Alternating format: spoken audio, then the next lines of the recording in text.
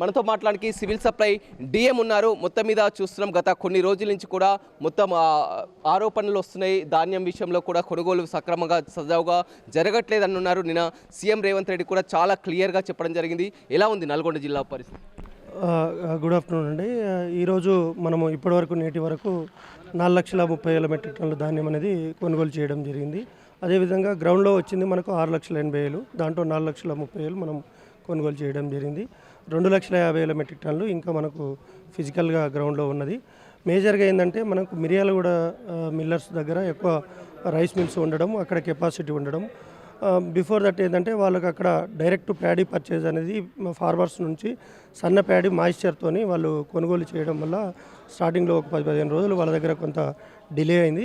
అది ఇప్పుడు ఆ ప్రాసెస్ కూడా వాళ్ళ దగ్గర ఆగిపోయింది. కాబట్టి ఓన్లీ సివిల్ సప్లైస్ పర్చేజ్ చేసిన ఐకేపీ పిఎస్ఎస్ నుంచి పర్చేజ్ చేసిన ధాన్యం మాత్రమే దిగుమతి అనేది చేయడం జరుగుతుంది.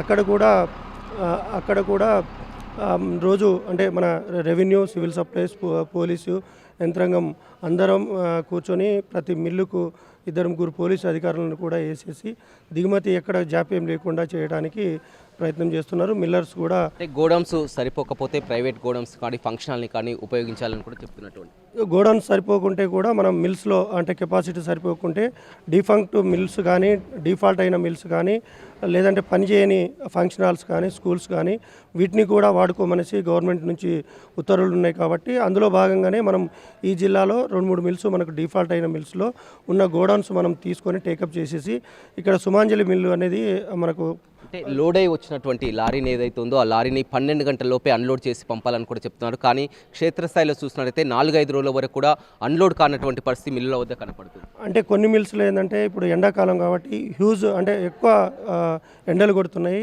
అక్కడున్న హమాలీస్ కూడా చేయలేకపోతున్నారు. మార్నింగ్ 3 నుంచి మనకు 10 వరకు చేస్తున్నారు. సాయంత్రం 4 తర్వాత నుంచి 9 వరకు చేస్తున్నారు. ఈ మధ్య గ్యాప్ పీరియడ్లో ఏంటంటే ఎక్కువ ఎండలు కొట్టడం వల్ల కొద్దిగా చేయలేకపోతున్నారు.